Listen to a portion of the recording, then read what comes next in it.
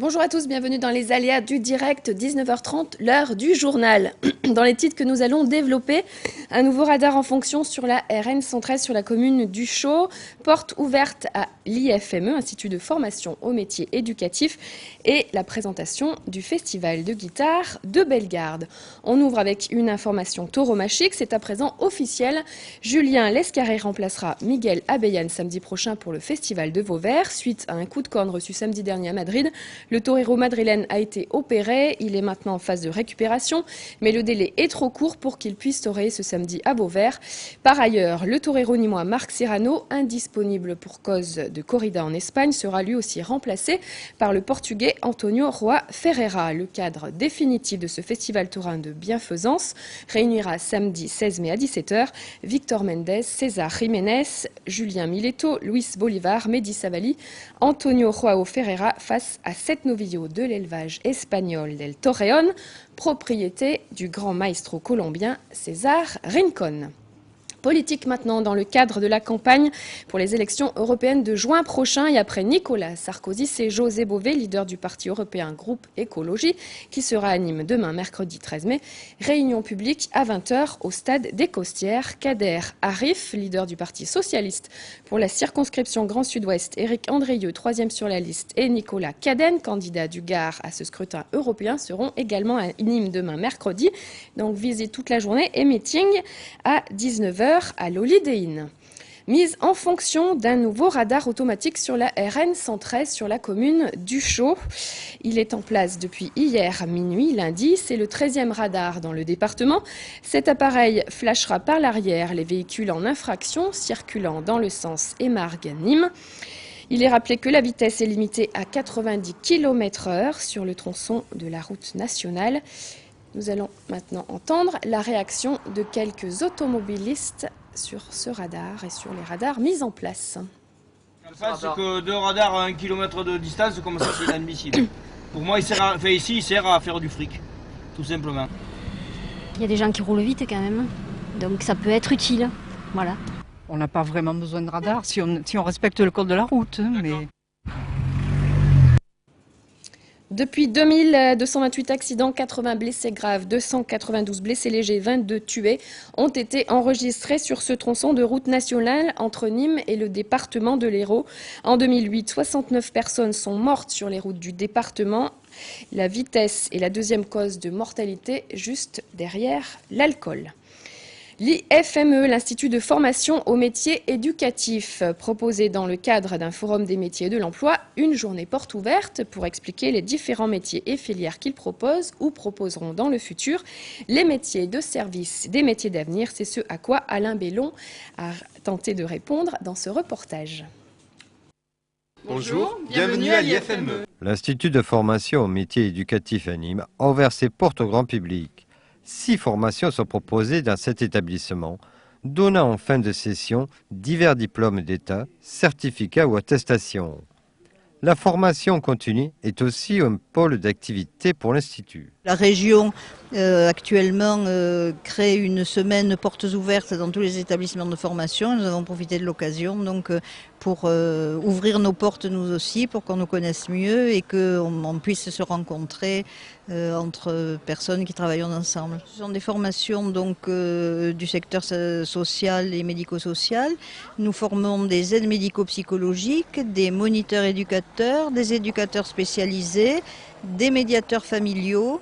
Nous avons également donc des apprentis moniteurs éducateurs, éducateurs spécialisés, des tuteurs et le tout, si vous voulez, sont des personnes qui sont appelées à s'occuper de publics défavorisés, handicapés ou étant en difficulté sociale, adultes ou enfants. Ces différentes formations ont 3 points en commun.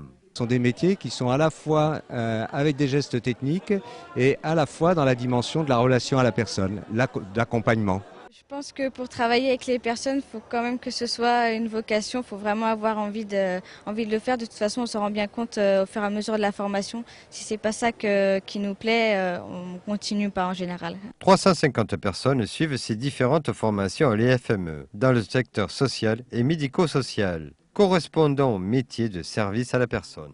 un service qui va qu'en montant et en progressant. Alors, si on prend le créneau peut-être des personnes âgées, qui est le plus flagrant, d'abord par le maintien des personnes âgées à domicile, cette volonté de maintenir le plus longtemps possible. Et puis, il y a aussi dans les établissements des métiers de service qui se développent, en particulier autour aussi des problèmes de perte d'autonomie. Dans le futur, de nouvelles filières apparaîtront dans le programme de l'UFME dans le domaine de l'animation. Forum des métiers et de l'emploi également à Beaucaire avec des tables rondes. Les professionnels présents ont pu orienter et informer le grand public avec des conseils à la création d'entreprises. L'information sur les domaines d'activité porteurs et créateurs d'emplois est également au programme de cette journée. Un retour avec Nicolas Pinchino. C'est à la salle du casino de Beaucaire qu'était organisé aujourd'hui le Forum des métiers et de l'emploi. Près de 800 personnes étaient attendues. Dès son accueil par la mission locale Jeunes et Pôle emploi, le public était orienté suivant 4 grands thèmes: recherche d'emploi, création d'entreprise, apprentissage ou formation. C'est un forum qui s'adresse en priorité aux personnes qui sont entrées dans un parcours d'insertion professionnelle, mais qui peut s'adresser à n'importe quel type de public, même des professionnels, des chefs d'entreprise qui pourraient récupérer de l'information qui leur serait utile. Des chefs d'entreprise, il y en avait également au niveau de l'espace recrutement.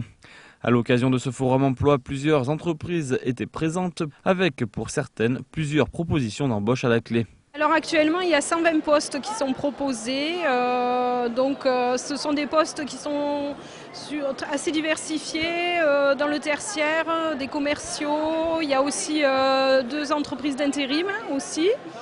Il y a la société IMARC qui est présente pour le tri de déchets industriels. Il y a aussi des entreprises en viticulture, donc ça peut être aussi la saisonnalité agricole ou la saisonnalité hôtelière. A noter que le bassin d'emploi beaucairois affiche un taux de chômage au-dessus de la moyenne du département. Une des raisons peut-être pour expliquer la forte fréquentation du public. Et on poursuit maintenant en musique avec la présentation du 12e Festival de guitare de Bellegarde, un moment important pour les mélomanes. On a vu les années précédentes Moustaki ou encore Woolsey, cette année à l'affiche Nilda Fernandez, William Baldé, Nikita et Anaïs. Détail du programme avec Nicolas Pinchino. Anaïs, William Baldé, Nilda Fernandez et Nikita. Voici donc l'affiche du 12e Festival de guitare de Bellegarde.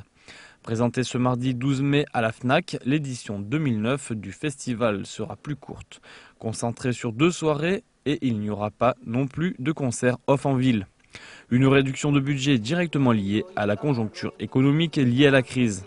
Mais rassurez-vous, au pied de la Madone, les 3 et 4 juillet prochains, la qualité sera au rendez-vous.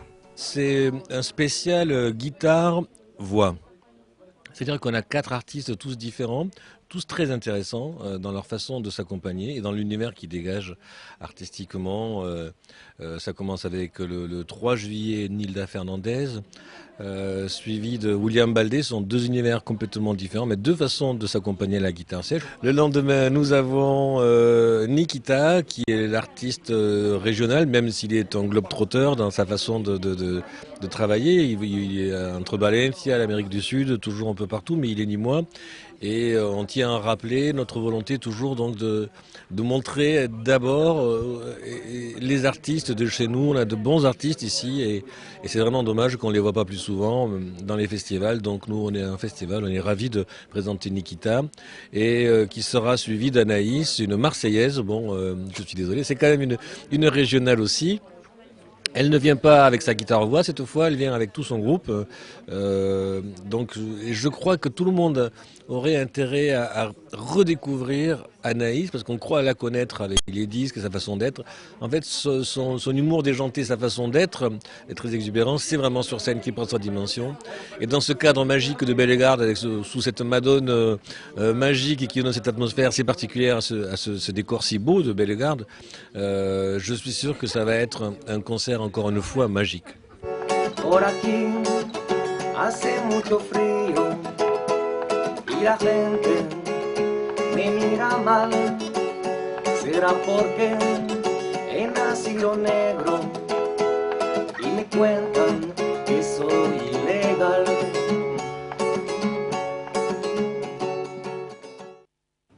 Voilà, il faudra attendre les 3 et 4 juillet prochains pour applaudir tous ces artistes dans le cadre du 12e Festival de guitare de Bellegarde.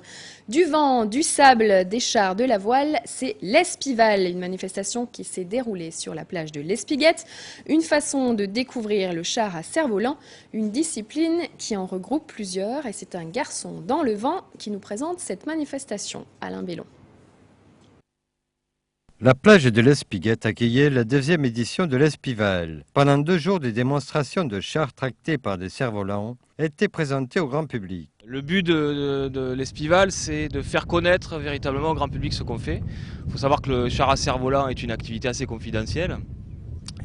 Donc on va dire que c'est un mix entre le char à voile et le kitesurf. Le kitesurf, lui, est très connu, alors que le char à cerf-volant, lui, est dans l'ombre. Donc le but de l'Espival, c'est vraiment que chacun puisse voir des pilotes en action, puisse faire de l'initiation, puisse faire du tandem et véritablement découvrir ce qu'on fait. Au cours de ces 2 journées, baptême biplace, test matériel, atelier de vent, était le parcours pour les personnes désirant s'essayer à cette activité sportive. Amateurs et spécialistes ont pu maîtriser la direction de chaque char grâce à l'aide du vent qui n'était pas absent pendant cette 2e édition. En fait, on compose avec le vent, c'est-à-dire qu'on n'est jamais vainqueur par rapport au vent, ça il faut le savoir. Donc ici, vous remarquerez, tout le monde est casqué. On ne peut pas improviser et se croire supérieur à la nature, parce qu'on le pécache en général. Donc plus le vent est fort, plus votre voile est petite, et inversement. Donc on peut avoir des voiles qui vont de 1,50 m à 14 m environ. Une course de démonstration a été réalisée avec des pilotes confirmés.